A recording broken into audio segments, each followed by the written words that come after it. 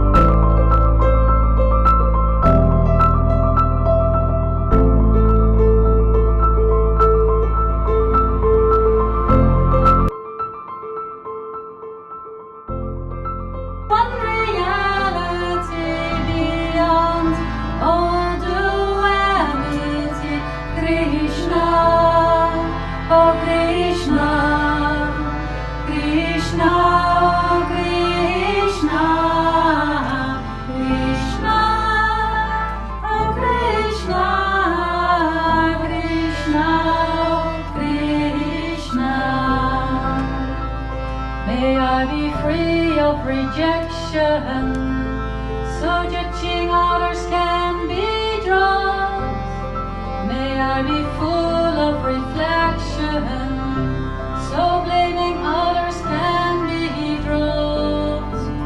May I be pure as a crystal, where just your truth shines through.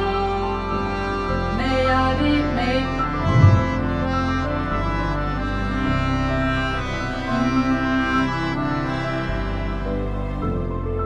He loved everybody. He had a very much world-embracing attitude, when many people in spirituality seem to have a world-denying attitude. So if you read about how Vedanta was taught traditionally, normally you had to renounce everything, you had to be a sannyasi living in the forest, you didn't see money, you didn't see people of the opposite gender, you only practiced meditation and contemplation with the Guru. But Bhagavan teaches us another way of attaining the knowledge of the highest truth. So what Bhagavan does is he never went to hide in the forest. He came out into the world and embraced everybody and loved everybody and tried to make the world perfect. And by trying to make everything perfect, with honesty and sincerity, without ego, with unconditional love, then your character becomes a perfect character. So here there's more stress on becoming perfect in every way, not just in knowledge, not just in meditation. We should become perfect in every action that we do, every word that we speak, every gesture that we make. So I'd like to give one or two examples of Bhagavan's character, of his sacrifice. Now Bhagavan, as you know, came to Britain by business class, but he did not always stay in such affluent surroundings. When he was growing up, he was actually very poor. His family was always short of money. Everybody around was also short of money. Everybody was poor. Bhagavan was actually born in East Bengal just before partition, and had to go to India, leaving everything behind when he was just 3 years old because of the partition. So everything was left behind, and they'd gone from quite affluent conditions to almost nothing. So because of that, there was always struggle. Now, when there's struggle in people's lives, the way people normally react is by closing down and becoming more selfish. and trying to just collect things for themselves, and they don't have time or mind for other people's sufferings.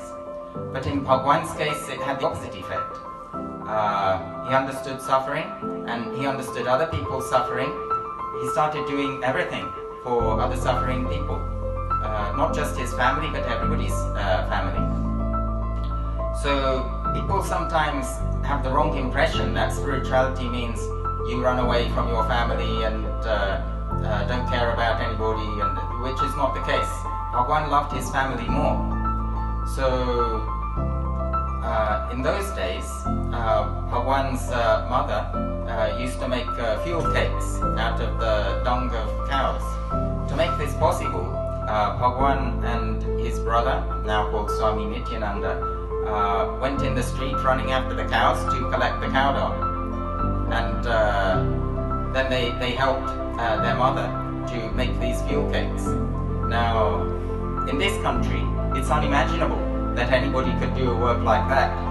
First of all, there are no cows available. And secondly, nobody likes to touch anything that looks dirty. But Bhagavan was never afraid of getting his hands dirty. He was prepared to do anything for anybody. So we see that Bhagavan loves even his family members far more than most people love their family members. And Bhagavan's love extended to everybody, not just his own family. What we often find is that when people get families to take care of, they become more selfish. They only think for their own family. They don't care about the neighbor's family. They don't care if somebody else is suffering, because they always think, I have to take care of my family, this is my duty, I can't take care of you. But Bhagavan's always felt that the whole world is his family.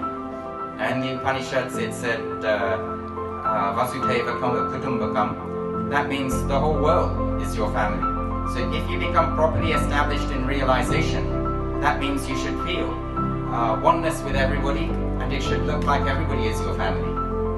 And if we want to attain that kind of very high realization, we should be developing our thinking and our feelings so that we treat the whole world as our family. We shouldn't just hide away in the forest or hide away in the ashram. We go and share Vedanta, we share our knowledge, we share our love, we share our labor with everybody. So I'd like to give another example. In Virati, where Bhagavan grew up, near Calcutta, there happened to be a wealthy man who provided cold water for people in the railway station. In Virati in the summer it gets very hot. So Bhagavan enthusiastically volunteered with his brother to serve cold water to all the strangers in the station. Now Bhagavan had lots of pressures in his life, he had his own family to think about, but still he was enthusiastically running out at every opportunity to help other people. And so we should cultivate this mentality. When we have nothing in particular to do, normally we think of just sitting down, wasting time in front of the TV. Bhagavan never does that. Bhagavan is always thinking for everybody else's benefit, how to uplift everybody else. So we should develop that kind of spirit inside ourselves, the spirit of wanting to do everything to uplift not just your own condition, but everybody's condition. And by sacrificing everything to uplift everybody's condition, our characters get more refined, and we forget our own troubles.